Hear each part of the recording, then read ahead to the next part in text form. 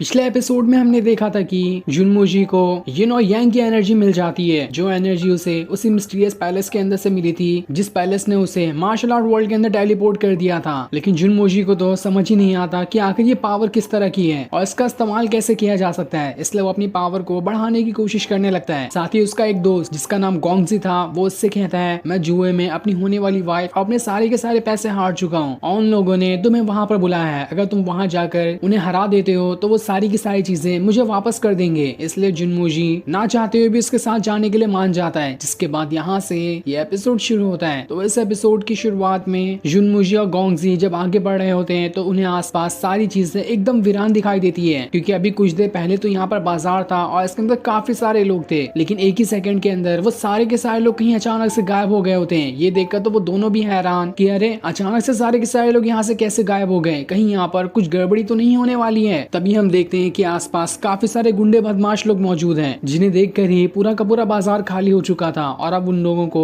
जुनमुजी और गोंगजी बाजार में मिल गए होते हैं। इसलिए वो प्लान बनाने लगते हैं कि हम सब मिलकर इन दोनों के ऊपर ही अटैक करते हुए इनकी सारी की सारी चीजें लूट लेंगे। तभी वहाँ पर शियाओ नाम की एक लड़की आ जाती है और वो वहाँ पर आते साथ ही जुनमुजी और गोंगजी से कहती है, आखिर तुम दोनों यहाँ पर क्या कर रहे हो? तुम दोबारा से पिछली बार की तरह यहाँ पर गड़बड़ी करने के लिए आए हो, लेकिन देख लेना मैं पिछली बार की तरह तुम लोगों को यहाँ पर कोई भी गड़बड़ी नहीं करने दूंगी। ये सुनकर जुनमुजी भी हैरान था कि आखिर ये लड़की है कौन और ये किस बारे में बात कर रही है। तब शिया उसे अपना कार्ड दिखाती है जिसके अंदर उसने वो सारे क्राइम लिख के रखे थे जो कि जुनमुजी ने किए हुए थे, और उसके अंदर पहला क्राइम यही होता है कि कुछ दिनों पहले उसने उसे ही परेशान करने की कोशिश की थी, लेकिन वो उसे परेशान नहीं कर पाया था। ये देखकर गोंगजी जो होता है जुनमुजी से कहता है, क्या तुम इस लड़की को नहीं जानते? ये एक रिपोर्टर की तरह है, ये सारे क्राइम को लिखकर किंग के पास जाकर इसकी शिकायत करती है और उन्हें सजा भी दी जाती है, इसलिए तुम्हें इससे पंगा बिल्कुल भी नहीं लेना चाहिए। ये सुनकर तो जुनमुजी भी हैरान रहता है कि मैंने तो इस लड़की को परेशान किया ही नहीं, हो सकता है कि जिसकी ये बॉडी है उसने परेशान किया होगा और उल्टा मैं उसकी जगह पर उसके बॉडी के अंदर होने की वजह से मैं यहाँ पर फंस गया। जिसके बाद वो चुपचाप से गोंगजी के साथ वहां से जाने लगता है। शियाओ जब उससे कहती है कि मुझे भी साथ ले चलो, तुम लोग जहाँ पर भी जा रहे हो, तो जुनमुजी उसका मजाक उड़ाना शुरू कर देता है। ये देखकर तो शियाओ को भी गुस्सा आ जाता है और वो उससे कहती है, देख लेना मैं तुम लोगों के बारे में गलत गलत क्राइम लिख दूंगी और सारे लोग मेरी बात पे भरोसा तो करते ही हैं। ये सुनकर जुनमुजी उसे एक पेन दे देता है और उससे कहता है, चलो आराम से लिखो, मुझे तुमसे डर नहीं लगता। ये देखकर शियाओ जो होती है उन दोनों के ऊपर बीच से मारते हुए उन्हें वहीं पर स्टॉप कर देती है। इस वजह से वो दोनों वहां से हिल भी नहीं पाते, क्योंकि शियाओ ने उनके सारे के सारे एक्यूपंक्चर पॉइंट पे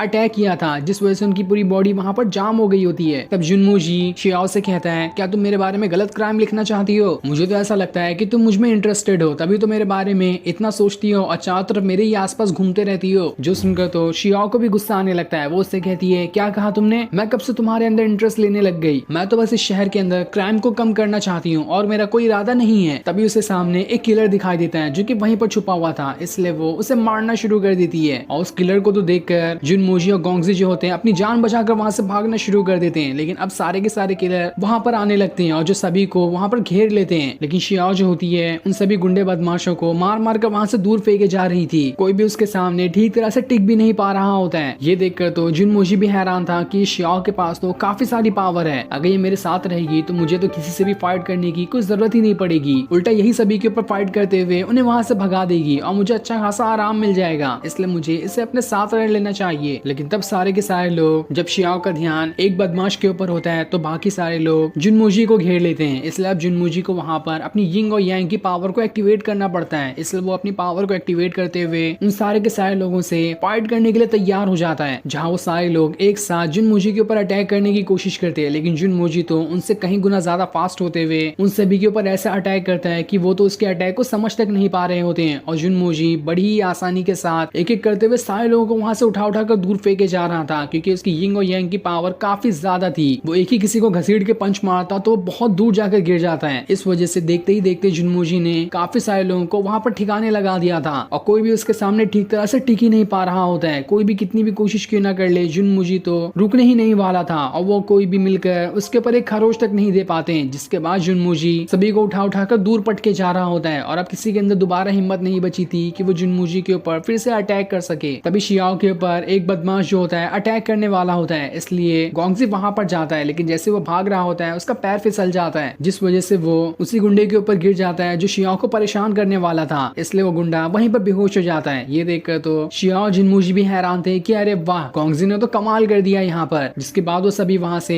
जुआ खेलने के लिए निकल जाते हैं ताकि जुनमोजी जो भी गोंगजी ने हारा है उसे वापस ले सके। लेकिन जैसे वो सभी आगे बढ़ते हैं वहाँ पर उन सभी के सभी गुंडों का लीडर आ जाता है जो कि काफी ज्यादा गुस्से में था। ये देखकर सारे लोग परेशान हो जाते हैं कि अब वो सभी इससे कैसे फाइट करेंगे। ये देखकर जुनमोजी शियाओ का हाथ पकड़ते हुए उसे वहाँ से भगाने लगता है ताकि उसे चोट ना लग जाए। तब इस चीज को देखकर शियाओ खुद में कह रही होती है इस जुनमोजी ने जो कहा था कि मैं उसमें इंटरेस्टेड हूँ तो शायद हो सकता है ये बात सच हो, क्योंकि जुनमोजी मेरा कितना ख्याल रखता है। तभी वहाँ पर वो सारे के सारे बदमाश लोग एक साथ आ जाते हैं और उन सभी को घेर लेते हैं। ये देखकर जुनमोजी सभी से कहता है किसी को घबराने की जरूरत नहीं है, मैं सभी को संभाल लूंगा। लेकिन शियाओ जो होती है वो उससे कहती है तुमने मुझे बचाकर मेरा ट्रस्ट जीत लिया है, अब तो मुझे यहाँ पर अपने साथी को बुलाना होगा। मैं उसे एक बार यहाँ पर क्या बुला लूं, वो 1 सेकंड के अंदर सारे के सारे लोगों की यहाँ पर खेल खत्म कर देगा और आज से तुम लोग मेरे दोस्त बन चुके हो और दोस्तों को बचाना तो अपना हक होता है। जिसके बाद वो वहाँ पर सीटी बजाते हुए अपने साथी को बुला लेती है और उसका साथी कोई और नहीं बल्कि एक बिल्ली होता है जो कि बहुत ज्यादा पावरफुल था और वो आते साथ ही ऐसा अटैक उन सारे के सारे बदमाशों पे करता है कि वो सारे के सारे बदमाश 1 सेकंड के अंदर वहीं पर खत्म हो जाते हैं, क्योंकि उस बिल्ली के अंदर थंडर की पावर थी और अपने थंडर की पावर का इस्तेमाल करते हुए सभी लोगों को बिजली का झटका देते हुए वहीं पे मार गिराता है, जिस वजह से जुनमोजी और बाकी आसानी के साथ बच जाते हैं। जिसके बाद वो सभी वहाँ से जुआ खेलने के लिए आ जाते हैं, जहाँ पर वो दोनों बदमाश जिन लोगों ने गोंगजी का सारा कुछ जीत लिया था वो वहीं पर खड़े होते हैं जुनमोजी का इंतजार करते हुए कि कब जुनमोजी यहाँ पर आए और हम उससे भी हरा दें। तब उन्हें देखकर गोंगजी जुनमोजी से कहता है ये लोग वही हैं जिन लोगों ने मेरा सारा कुछ छीन लिया, इसलिए तुम्हें कैसे भी करके इन लोगों को यहाँ पर हराना होगा। जिस पर जुनमोजी भी मान जाता है। तब वो दोनों बदमाश वहाँ पर इस जुए में खेलने के लिए जितने भी रूल होते हैं उन सभी की एक लिस्ट दिखाते हैं जो कि बहुत बड़ी लिस्ट होती है और उसके अंदर कैसे कैसे इस खेल को खेला जाएगा वो सारी चीजें लिखी होती है। और यहाँ पर ये भी लिखा होता है कि ये गेम 5 राउंड का होगा, जो भी 3 राउंड जीत जाएगा वो इस खेल को जीत जाएगा। उसके बाद वो सभी वहाँ से जुए की टेबल पर आकर बैठ जाते हैं। लेकिन जब वो जुनमोजी और गोंगजी को शराब देने वाला होता है तो वो लड़की उसके अंदर कुछ मिला देती है, क्योंकि ये सारे के सारे लोग उन दोनों बदमाश से मिले हुए हैं और सभी मिलकर यहाँ पर जुनमोजी को बस हराना चाहते हैं। लेकिन जुनमोजी इतना बेवकूफ नहीं था, वो जैसे ही शराब को उठाता है उसके अंदर उसे कुछ चीज मिला हुआ दिखाई दे जाता है, इसलिए वो सभी से कहता है मुझे ये शराब नहीं चाहिए, मुझे एक पूरी बॉटल चाहिए, उसके अंदर से मैं खुद ही निकाल लूंगा। ये सुनकर तो वो दोनों बदमाश भी हैरान थे कि उनका प्लान तो यहाँ पर फेल होने वाला है। लेकिन तब दूसरा बदमाश अपने साथी से कहता है तुम्हें टेंशन लेने की जरूरत नहीं है, मैंने पूरी की पूरी बॉटल के अंदर ही वो चीज मिला दी है, जिस वजह से जुनमोजी को चक्कर आने लगेंगे और वो ठीक तरह से यहाँ पर खेल भी नहीं पाएगा और आसानी के साथ हम उसे हरा सकते हैं। इसलिए जुनमोजी बॉटल के अंदर से निकाल कर उस शराब को वहां पर पी जाता है। लेकिन तब भी उसने उसे नहीं पिया था, बस नाटक का वो ऐसा दिखा रहा होता है कि उसने वहां पे वो शराब पी ली है। ये देखकर तो वो दोनों बदमाश काफी ज्यादा खुश हो जाते हैं कि चलो हमारा पहला पड़ाव तो पास हो गया, अब हम आसानी के साथ जुनमोजी को हरा सकते हैं। जिसके बाद शियाओ इस पूरे के पूरे राउंड की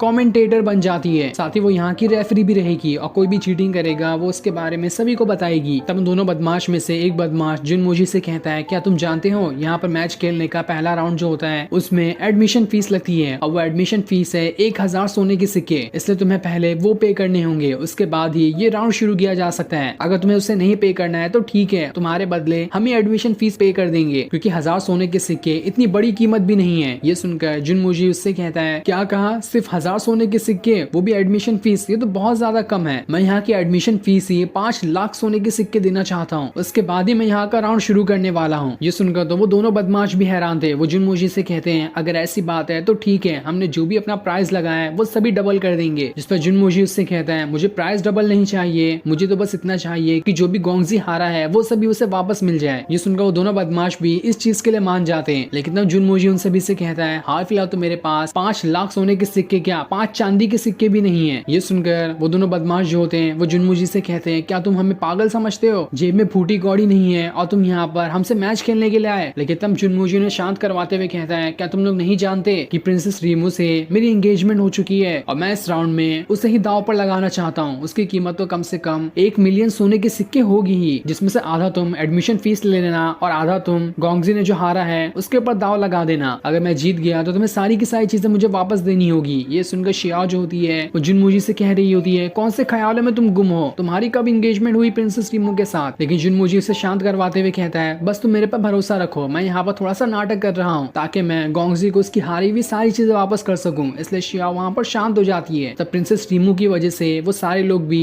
इस राउंड को खेलने के लिए तैयार हो जाते हैं। जिसके बाद पहला राउंड शुरू कर दिया जाता है और ये 5 राउंड में से जो भी 3 राउंड जीतेगा वो इस मैच को जीत जाएगा। लेकिन जैसे ये राउंड शुरू होता है वो लड़कियां जो होती है जो उन बदमाश लोगों के साथ है वो सभी जुनमोजी के पास जितने भी नंबर का कार्ड होता है उसे उतने ज्यादा फ्रूट खिलाना शुरू कर देती है ताकि सारे लोगों को ये पता चल सके कि अभी जिनमुजी के पास जो कार्ड है उसमें कौन सा नंबर लिखा हुआ है। इस वजह से जुनमुजी पहला राउंड तो बहुत ही आसानी के साथ हार जाता है। जिसके बाद दूसरा राउंड खेला जाता है। दूसरे राउंड में भी वो लड़कियां वहां पर चीटिंग करना शुरू कर देती है। अब वो इशारे से अपने दोनों बदमाश साथियों को बता रही होती है कि जुनमुजी अभी कौन सी चाल चलने वाला है। इसलिए जुनमुजी दूसरा राउंड भी हार जाता है और अब सारी उम्मीदें तीसरे राउंड पे लगी हुई थी। लेकिन चीटिंग की वजह से जुनमुजी ये तीसरा राउंड भी हार जाता है, जिस वजह से वो ये मैच हार चुका था। लेकिन तब जुनमुजी सभी से कहता है मैंने 5 लाख एडमिशन फीस ही दी है, इस वजह से मैं इस राउंड को थोड़ा और बढ़ाना चाहता हूँ और अब 5 नहीं बल्कि 7 राउंड खेले जाएंगे, जिसमें से जो भी 4 जीतेगा वो जीत जाएगा। ये सुनकर वो दोनों बदमाश भी इस चीज के लिए तैयार हो जाते हैं क्योंकि वो लोग तो पहले से ही 3 जीत चुके थे और उन्हें अगले 4 में से सिर्फ एक ही जीतना है। और जब ये राउंड होता है तो वो बदमाश लोग अपने डाइस में से पूरे 6 के 6 नंबर ले आते हैं और इसे बीट करना तो बिल्कुल नामुमकिन था जुनमुजी के लिए। लेकिन तब जुनमुजी ऐसा डाइस वहां पर फेंकता है कि सारे के सारे डाइस बिल्कुल खड़े होते हैं, जिस वजह से ऊपर की तरफ उसके सारे के सारे नंबर दिखाई दे रहे थे। ये देखकर जुनमुजी बाकी सभी एकदम ज्यादा खुश हो जाते हैं कि मैं तो ये राउंड जीत गया, क्योंकि यहाँ पर ऊपर की तरफ सिर्फ 6 नहीं बल्कि सारे नंबर दिखाई दे रहे हैं, इसलिए मुझे सारे पॉइंट मिल जाएंगे। ये देखकर तो बदमाश लोग भी हैरान थे कि आखिर जुनमुजी ने ऐसा डाइस कैसे फेंका कि सारे डाइस खड़े हैं एकदम। जिसके बाद यहाँ पर 5वां राउंड शुरू किया जाता है और ये सीन दिखाते ही ये एपिसोड यहीं पर एंड हो जाता है। Thanks for watching.